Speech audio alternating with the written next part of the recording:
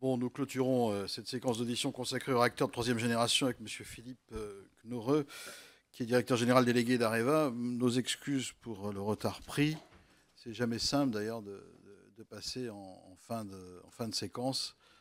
Et je vous proposerai d'ailleurs, peut-être si vous en êtes d'accord, M. Knorreux, que nous commencions par les questions plutôt que par vos réponses, si vous en êtes d'accord, hein. Monsieur le Président, j'allais vous le proposer. Je suis tout à fait d'accord. Je me permettrai juste de demander peut-être à la fin, si certains points n'avaient pas été abordés à l'occasion des questions, de me laisser 5 minutes pour les traiter à la fin. Pas de souci, on va procéder comme ça. Alors, vous avez, je crois, déclaré en 2010, vous êtes un homme d'expérience en la matière, la bataille de la compétitivité de l'EPR n'est pas perdue. Bon, on était dans l'expectative absolue dans cette période-là. Vous avez d'ailleurs, je crois, été le premier directeur du projet EPR en Finlande, donc ça vous donne une capacité d'observation un peu externe à ce qui se passe en France. Depuis le début de la matinée, on essaye de faire le tour de la question. Bon, je crois que, quoi qu'en disent les uns ou les autres, on a bien compris que l'EPR et sa conception, c'était plus de sûreté, c'était pas forcément moins de déchets. Et on a compris aussi que parce que c'était un prototype, ça coûtait forcément au moins 25% plus cher que ce que ça coûterait en série. Et en tout état de cause, le temps pris sur le déroulement du chantier est lié à une évolution peut-être en cours de route des contraintes posées, notamment post-Fukushima, au déficit aussi concernant la compétence des entreprises qui mettent en œuvre un chantier de ce type-là. Et comme vous êtes quand même, vous, Areva, l'entreprise qui commercialise des réacteurs à travers le monde, et pas seulement le père, vous pourrez aussi nous dire où en est l'ATMEA 1 et projet évoqué parfois en commun, soit avec EDF, soit avec d'autres opérateurs d'ailleurs sur cette question, puisque l'un des sujets qui est ressorti aussi dans la matinée, un peu porté par le directeur de l'IRSN, c'est de dire finalement avec le PR, on a une puissance qui est trop importante, il faudrait faire des choses plus raisonnables. Bon, et je sais qu'Areva a dans ses tiroirs, enfin nous savons qu'Areva a dans ses tiroirs un autre projet qui est au stade avancé de quelque chose dont le cahier des charges et la description de base est prête à le mettre en construction. Peut-être vous nous direz que ce n'est pas le cas, mais en tout cas on n'a pas l'occasion de savoir si il peut être mis en œuvre dans un pays ou dans un autre à ce stade. J'imagine que vous l'exprimez. Alors vous êtes déjà exprimé, mais je suis obligé, conformément aux dispositions de l'article 6 de l'ordonnance du 17 novembre 1958, mais vous n'avez rien dit de grave jusqu'à présent. Je suis obligé de vous demander de prêter serment, de dire la vérité, toute la vérité, rien que la vérité. Donc en fait, il faut que vous leviez la main droite et disiez je le jure, pardon. Voilà, c'est chose faite. Donc, sauf à ce que vous ayez 4 phrases de plus à dire en introduction, je vais tout de suite passer la parole au rapporteur pour qu'il vous pose des questions. Excusez-moi, peut-être déjà juste réagir sur 2 points que vous avez mentionnés, ou en tout cas un point, puisque vous disiez le PR, c'est pas moins de déchets. Je prends ça comme déjà une petite question. Je vais me permettre de dire au mégawattheure produit, c'est jusqu'à 10% de déchets en moins, puisque le cœur est plus efficace. Donc c'est la même nature de déchets, mais au mégawattheure, c'est 10% de déchets en moins. Merci de cette précision. Monsieur le rapporteur. Merci, monsieur le directeur. J'avais en effet quelques questions à vous poser, alors qu'on a posé à une partie des intervenants précédents, mais qu'on vous pose pour avoir le point de vue d'Areva. D'abord, évidemment, par rapport à la réalité de ce qu'on peut constater que la construction de Flamanville, et donc l'écart significatif entre le calendrier prévu et les coûts prévus, ce qui n'est pas une surprise de vous entendre poser cette question. Quelle est votre analyse? Quelles sont pour vous les principales causes qui font qu'il y a un tel écart entre ce qui a été vendu au pouvoir public il y a une dizaine d'années et puis ce qui advient aujourd'hui et qui quand même met quelque part un peu en péril la crédibilité des entreprises qui ont fait ce type de préconisation il y a 10 ans et qui aujourd'hui se retrouvent dans une situation très différente.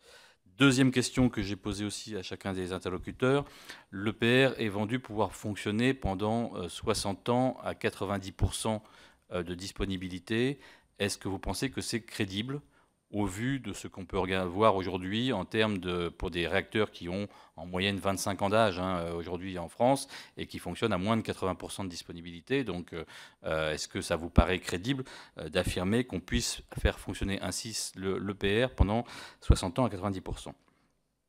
Troisième question, comme vous avez une vue transversale sur l'ensemble des EPR qui sont en construction, quand je dis l'ensemble, c'est-à-dire les 4 qui sont en construction, de votre point de vue, lequel entrera en fonctionnement le premier et comment est-ce qu'on peut imaginer faire en sorte qu'il y ait du retour d'expérience pour les autres puisqu'on peut imaginer que, comme dans tout démarrage, il peut y avoir des difficultés, et donc comment faire en sorte que ça puisse le plus rapidement possible être utilisé pour les autres. Quatrième question, ça concerne les EPR chinois. Il semble qu'ils aient beaucoup moins de difficultés, qu'ils rencontrent moins de difficultés que le finlandais et le français. Et donc, comment vous analysez ça? Quelles sont pour vous les raisons qui feraient cette différence? Cinquième élément, toujours sur l'EPR, la Finlande. Quel est, de votre point de vue, qui va payer la facture? On a vu les chiffres hier les comptes de la société Areva et les provisions que vous avez passées. J'ai eu l'occasion de discuter il y a une dizaine de jours avec un ministre finlandais qui me disait, de toute façon, pour nous, ce sera 3 milliards et le reste, ce sera le contribuable français qui paiera. Donc, est-ce que vous pouvez nous en dire un petit peu plus sur une facture donc, qui est plutôt de l'ordre de 8 milliards et demi? Quel est votre point de vue sur qui paiera quoi? Et notamment si, de fait, le contribuable français aura à payer pour la construction de l'EPR finlandais, ce qui quand même une petite question. Et puis j'avais deux questions sur la TMEA. La première, c'est de savoir aujourd'hui, dans les efforts de recherche, de travail d'Areva, c'est plutôt ATMEA, plutôt EPR, 50-50, vous investissez de la même façon sur les deux, comme deux voies qui sont, on va dire, complémentaires, sur lesquelles vous comptez de la même façon, ou est-ce qu'il y en a une qui est privilégiée par rapport à l'autre? Et puis ma dernière question, c'est sur la Turquie. Est-ce que vous pouvez nous en dire un petit peu plus, enfin un petit peu certains éléments sur où vous en êtes, de vos espoirs ou pas, de construire, quand je dis espoir, c'est les vôtres, hein, parce que je n'ai pas forcément le même avis, mais là je me place en tant que rapporteur neutre, de construire ces ATMEA en Turquie. C'est un événement, rapporteur neutre. Oui, ce matin, c'est le scoop de la matinée, je pense. Là, je fais un gros effort pour ne pas parler de la situation sismique de la Turquie. Profitez du fait que M. Accoyer est sorti 5 minutes. Est-ce que d'autres collègues souhaitent poser des questions pendant qu'on y est? À ce stade, non? Très bien. Je vous en prie, M. Knorre. Bon, s'agissant du calendrier prévu et coût prévu de Flamanville, notre rôle étant limité à la fourniture de la chaudière, je pense que Hervé Macheneau a eu l'occasion d'intervenir sur le sujet.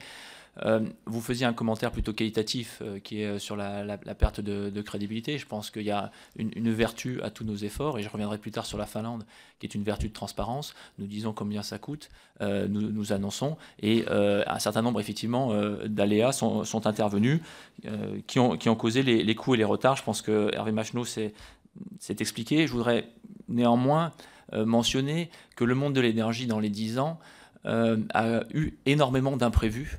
Le coût des centrales au charbon dans les 10 dernières années a également été multiplié par 2, puisqu'un ensemble de matières premières s'est totalement envolé. Et je crois que le prix du gaz, si on regarde les rapports sur le prix du gaz, notamment en Asie, personne non plus n'avait vu l'évolution de compétitivité de ces énergies comparables. Donc quand Hervé Macheneau dit « malgré les surcoûts », l'EPR reste compétitif et certain. C'est ça qui est important, c'est-à-dire qu'on saura prévoir sur la période d'exploitation quel sera son coût après la mise en service. Je pense que c'est très important. Ensuite, oui, on apprend des erreurs, et quand il y a eu un défaut de prévision, oui, on ne signe pas de contrat. Vous mentionniez 3 milliards pour l'EPR finlandais. Personne aujourd'hui parle d'un EPR à 3 milliards, et on est capable d'apprendre de cette leçon. En même temps, les centrales aujourd'hui sont à un niveau d'achèvement et en construction, en fabrication et en montage qui présente un niveau de risque qui n'a plus rien à voir avec ce qui avait pu être envisagé au moment du lancement. Deuxième question sur les 90%. Pardon, je n'ai pas entendu votre intervention. Deuxième point sur les 90%.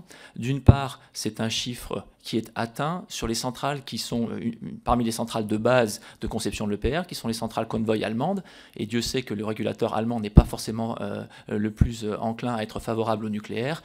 Les centrales Convoy allemandes dépassent les 90% de disponibilité grâce à la même approche architecturale, qui sont 4 trains de sûreté qui permettent une maintenance alors que la centrale est en service d'un des trains de sûreté. De même, ces taux de disponibilité sont dépassés aux États-Unis. Oui, alors 60 ans, on nous demande, il faut bien voir, dans les coûts de l'EPR, il y a la justification à 60 ans. C'est-à-dire que l'autorité de sûreté nous demande de faire les calculs à la fatigue de tous les composants qui peuvent être sollicités pour prouver qu'ils vont durer 60 ans.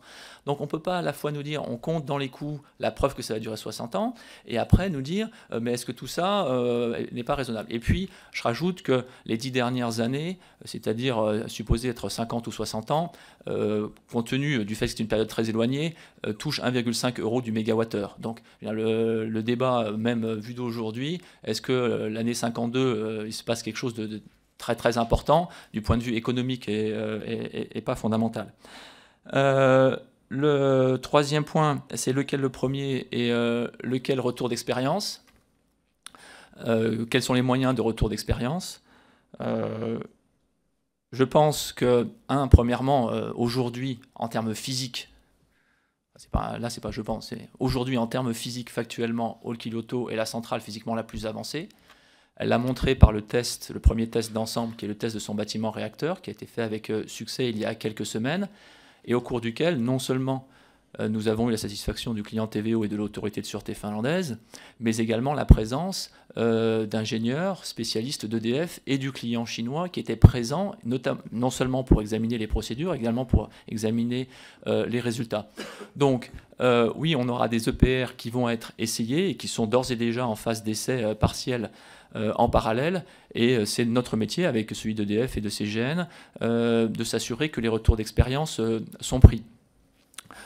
Aujourd'hui, même si Olkiluoto est la centrale physiquement la plus avancée, comme c'est également celle qui rencontre le plus de difficultés contractuelles, pas d'obstacles techniques à l'avancement, mais le plus de difficultés contractuelles, son rythme d'avancement est le plus faible comparatif. Aujourd'hui, EDF a annoncé une date de 2016 pour le chargement. Taishan a les moyens de challenger cette date et d'être le premier. Ça, je ne peux pas ensuite exactement prévoir les résultats que chacun obtiendra. Ce n'est pas une course, c'est la sûreté avant tout. Et assurez-vous que chacun des retours d'expérience sera pris, encore une fois, des essais sera pris en temps réel.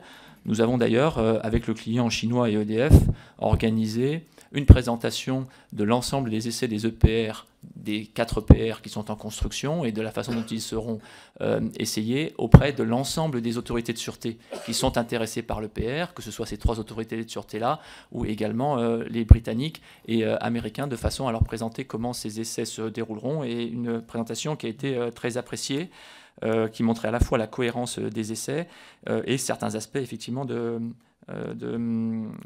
prototype. Autre 4e question portait sur EPR chinois, moins de difficultés et les raisons, si je l'ai bien noté.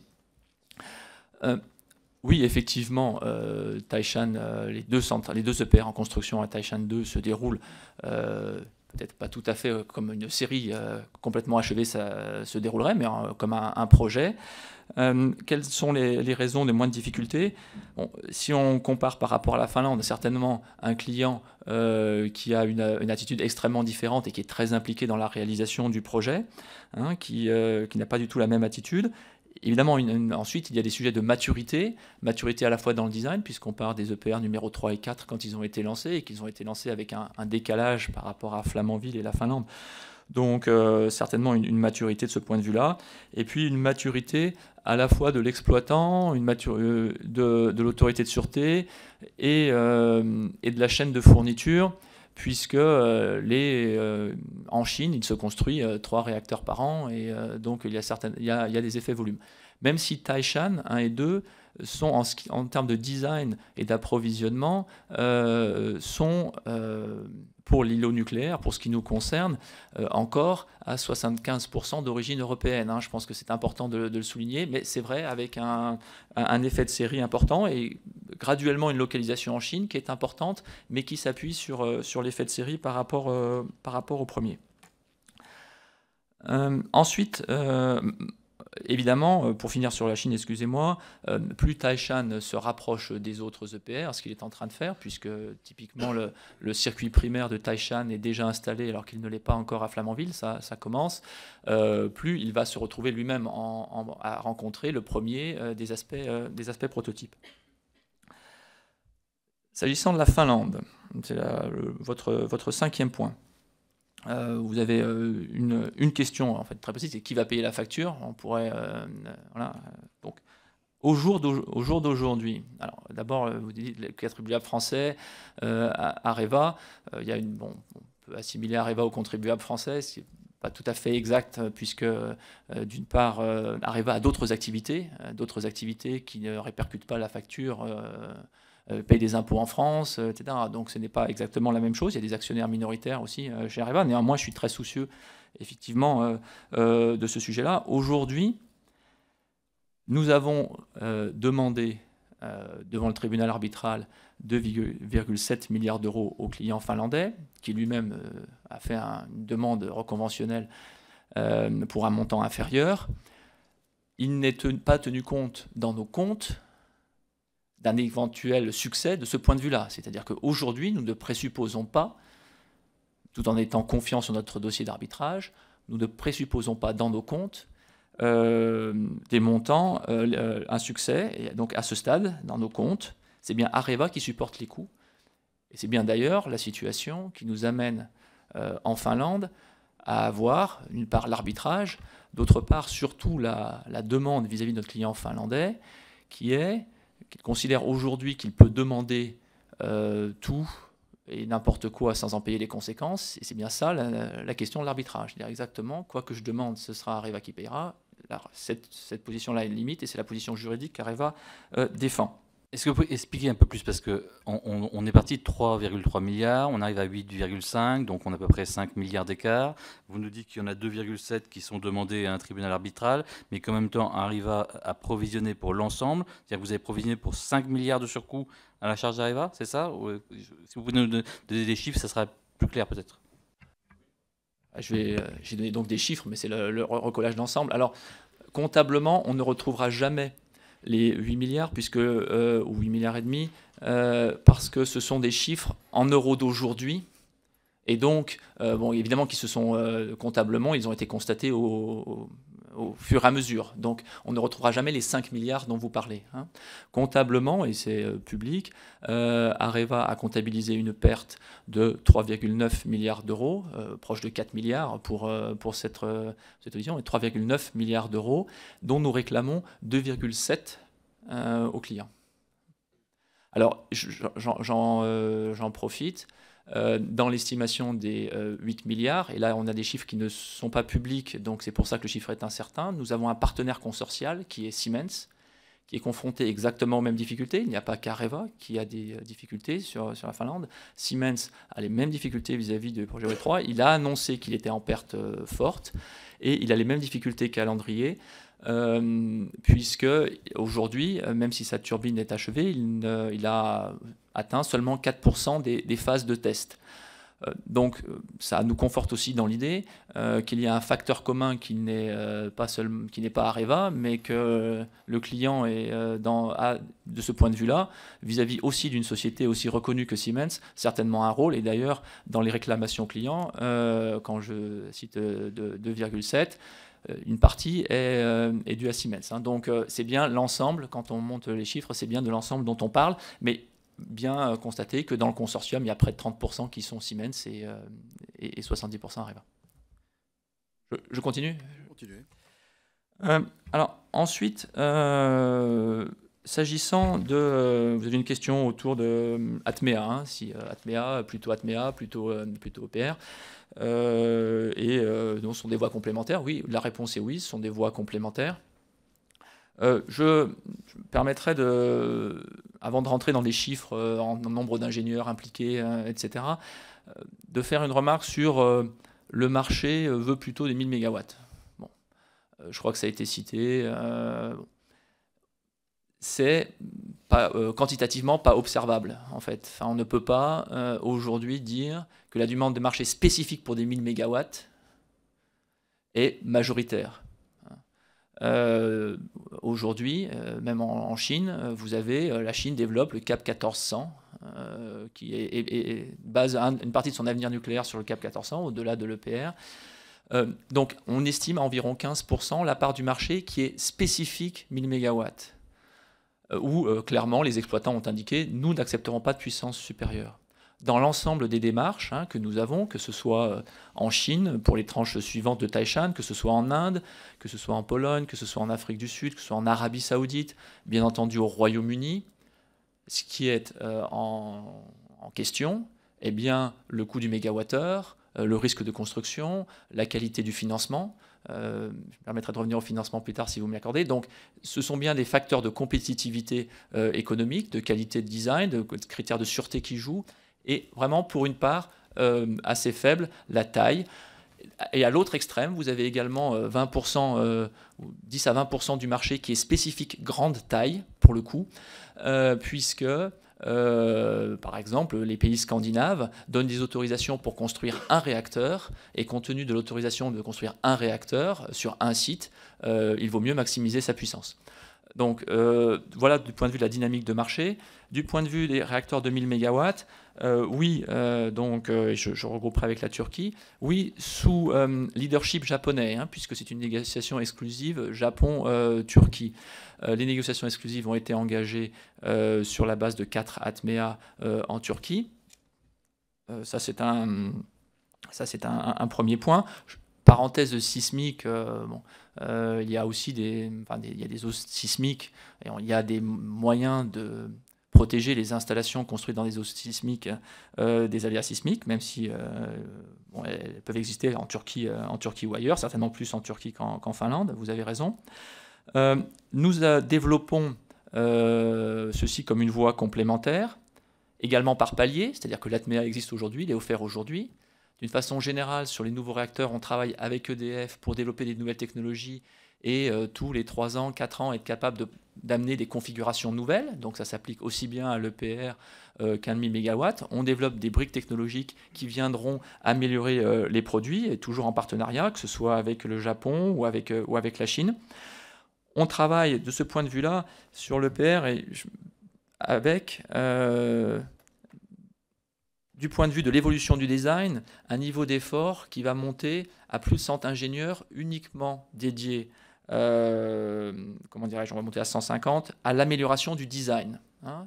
Et c'est un effort qui est à peu près comparable à l'ATMEA, l'EPR étant dans une situation tout à fait différente, puisqu'on bénéficie de tout le retour d'expérience des milliers d'ingénieurs qui travaillent sur l'EPR, sur les projets concrets. Donc, en termes d'amélioration de moyen long terme, on est sur un niveau d'effort à 150 ingénieurs, mais on en a plus de 1000 aujourd'hui mobilisés sur OL3 et FA3 et Taishan. Donc ça, c'est un premier axe, oui, un niveau d'effort important pour améliorer par palier. Le deuxième point, pour descendre la courbe d'expérience dont, Monsieur le Président, vous parliez, mentionné par Hervé Macheneau, pour gagner plus de 25% sur le coût de l'EPR, c'est aussi de mieux exécuter à design identique, ne pas refaire les erreurs ou de ne pas être confronté aux mêmes difficultés que nous avons connues sur les premiers. Et d'ores et déjà, quand on compare Olkiluoto 3 et Taishan, nous avons des progrès quantitatifs, puisque en nombre d'heures d'ingénierie, sur notre périmètre chaudière, nous avons baissé ces heures d'ingénierie de 60%. En construction, nous avons gagné 50% sur le temps de construction, 40% sur les temps de fabrication et jusqu'à 65% sur les délais d'approvisionnement, puisque là, ce sont souvent chez les fournisseurs, des points qui sont peut-être plus de série ou sur lesquels les autorités de sûreté sont plus rassurées par l'effet de série et ne sont pas ce qu'on appelle de classe de sûreté numéro 1. Donc, on a ce deuxième axe d'amélioration de la compétitivité de l'EPR. Le troisième axe que je mentionne donc, c'est le financement. À cette occasion, c'est intéressant de noter sur la Turquie. Il faut savoir que sur le coût du mégawattheure, on a parlé de coût, etc. Vous avez parlé de coût de la matinée. 2% de taux de rentabilité interne exigé, ça peut aller jusqu'à 25% du coût du mégawattheure. C'est-à-dire que le coût du mégawattheure avec un EPR identique, c'est Pour ça aussi que EDF est relativement prudent, avec un financement finlandais à 5%, un financement anglais à 10% ou un financement avec un taux normal en France, ne donne pas du tout la même chose. C'est la même chose pour les renouvelables, hein, compte tenu du poids de l'investissement dans le coût du mégawattheure. Il est fondamental, et de ce point de vue-là, de toujours comparer à hypothèse de rentabilité identique. Et c'est pour ça que Hervé Macheneau a bien situé le PR d'Hinkley Point dans le cadre de la compétitivité britannique, puisque dans les contextes britanniques, avec les mêmes coûts et les mêmes taux de rentabilité, le nucléaire est compétitif vis-à-vis des autres moyens, comme il l'est dans d'autres pays. Et du point de vue du financement, je me permets d'attirer l'attention sur le fait que nos concurrents dans le monde bénéficient de financements à l'export où les États sont prêteurs directs. Je parle de Russie, de Japon, mais également d'États-Unis. Ça ne touche pas que le nucléaire, ça touche tous les grands contrats export. Le système export français passe par les banques. Les banques sont sous très forte contrainte de bilan. Aujourd'hui, par exemple en Inde, mais dans d'autres pays, nos financements ne sont pas compétitifs puisque les États-Unis, le Japon, la Russie proposent des financements à 4, 4,5%, et nous sommes plus proches de 6,5 ou 7%. Donc, et ça a un impact, comme je le disais, extrêmement fort sur la compétitivité de nos offres. Bon, excusez-moi, j'ai essayé de répondre aux questions de manière la plus rapide possible. C'est un barrage à l'entrée que vous signalez. C'est vrai que les modèles ont changé maintenant. Il faut arriver avec le financement pour faire une opération. Ce n'est pas vrai d'ailleurs que pour les réacteurs nucléaires. C'est vrai dans beaucoup d'investissements qui sont menés ailleurs. Et donc la question qui est posée à l'Europe en cette matière, et pas seulement à la France, est cruciale. Bon, ce n'est pas le sujet de notre réunion de ce matin. Sur la puissance, je voulais poser la question tout à l'heure entre l'ATMEA et le PR. Cette idée, je reprends alors Greenpeace, c'est assez logique. Sur Repussard, c'est plus surprenant. C'est quoi cette idée qui consiste à dire là, on prend plus de risques en faisant un truc plus puissant, quoi. Enfin, c'est ça qui est sous-jacent. Est-ce que c'est pertinent de dire les choses comme ça de votre point de vue? C'est difficile d'entamer devant vous un débat avec M. Repussard en son absence. Donc. Mais moi, j'entends plein de choses. Je vous les resserre. Vous êtes là, j'en profite. Non, mais non. Enfin, aujourd'hui, aucune autorité de sûreté s'est exprimée en ces termes dans le monde, si je peux me le permettre. Et en Finlande, l'autorité de sûreté s'est clairement exprimée sur le fait que le niveau de sûreté de l'EPR était au plus haut niveau. Donc oui, ensuite, on prend des moyens adaptés, comme d'une façon générale dans l'industrie et dans l'industrie nucléaire en particulier. Quand il y a des risques supérieurs, oui, le terme source est supérieur. Il y a plus d'assemblage combustible dans le cœur. Mais ce point-là est mitigué par un ensemble de moyens qui sont adaptés à ce terme source. Donc, après, il y a des effets de refroidissement, mais vous dimensionnez les systèmes de refroidissement pour faire face à ce cœur. Donc, il faudrait rentrer dans...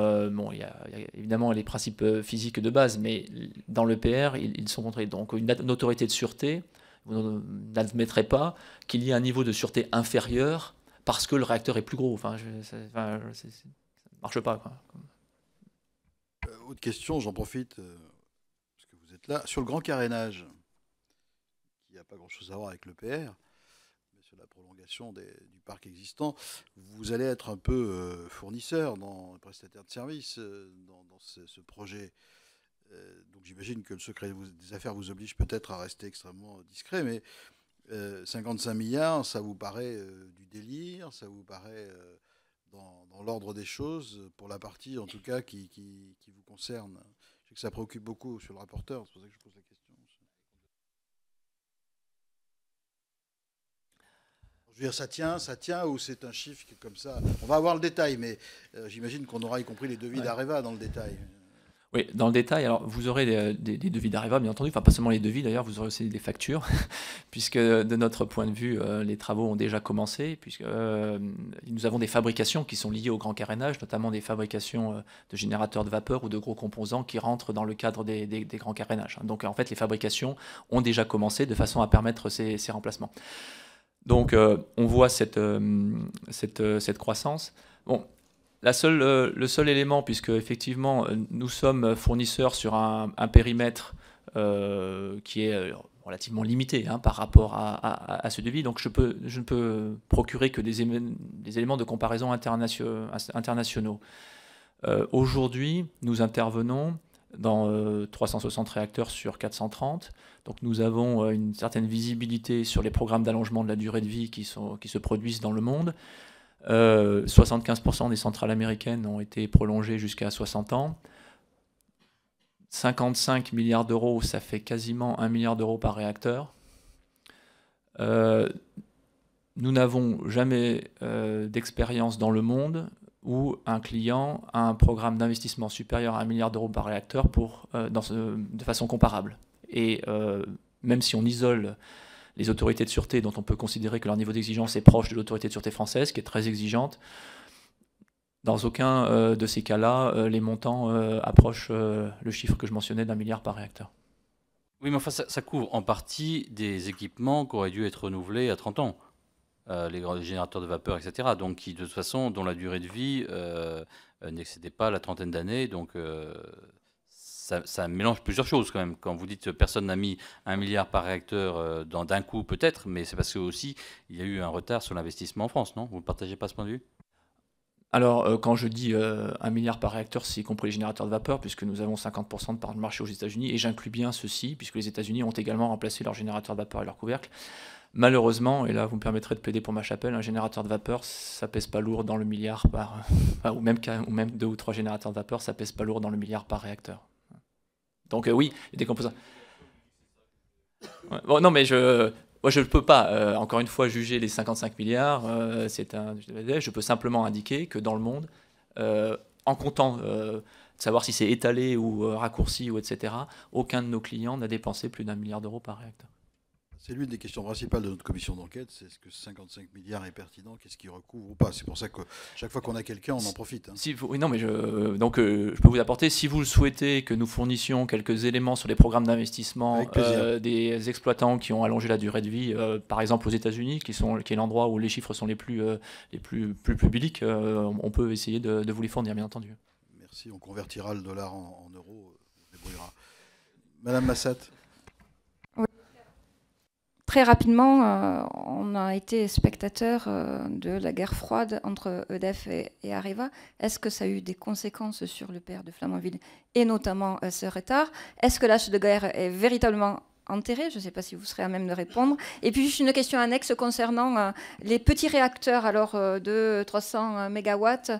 Je crois qu'il y a des réflexions qui sont menées là-dessus. Où en êtes-vous là, sur ce sujet?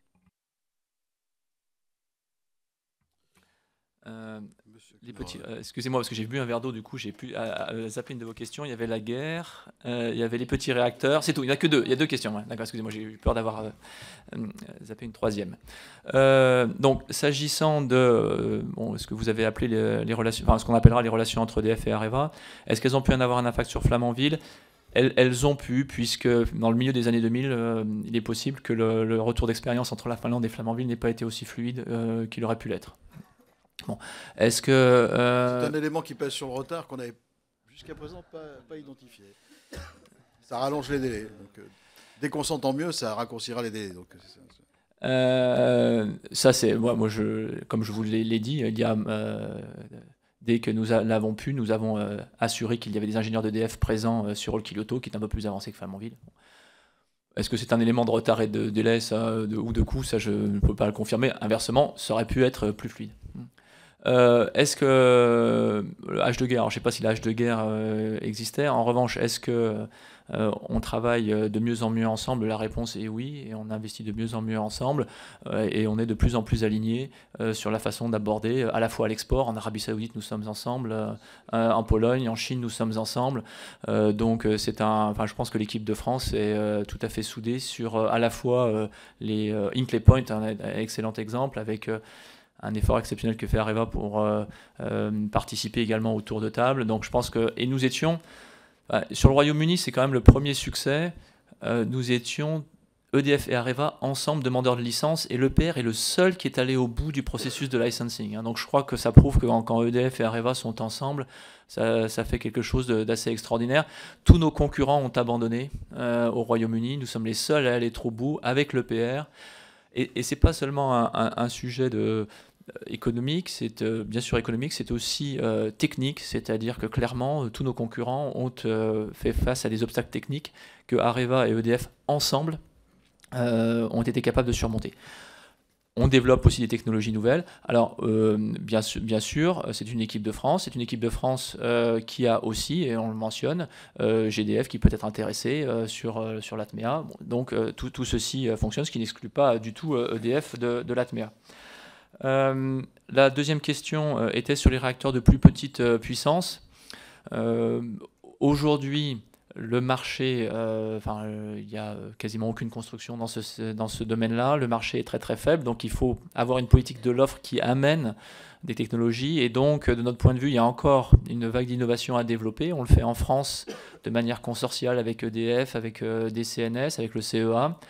On le fait aussi avec des partenaires internationaux pour développer des briques technologiques qui vont vraiment permettre, par une fabrication en usine, d'amener un gap de compétitivité. Parce qu'aujourd'hui, on parlait des fourchettes de compétitivité pour le PR. Aujourd'hui, les petits réacteurs en sont encore au-dessus. Et donc, il faut encore qu'on travaille pour les rendre plus compétitifs. Mais ils ont d'autres avantages. Notamment, on peut imaginer des coproductions de chaleur. Bon, donc, il y a certainement des choses à faire. On investit, ça reste un sujet qui est plus amont que les deux réacteurs que nous mentionnions, enfin les 1600 ou les 1000 MW que nous mentionnions précédemment. Très bien, écoutez, il nous reste à vous remercier de vos réponses. Peut-être serons-nous amenés à vous réinviter d'ailleurs. On verra d'ici la fin de nos travaux. Merci beaucoup, la séance est levée.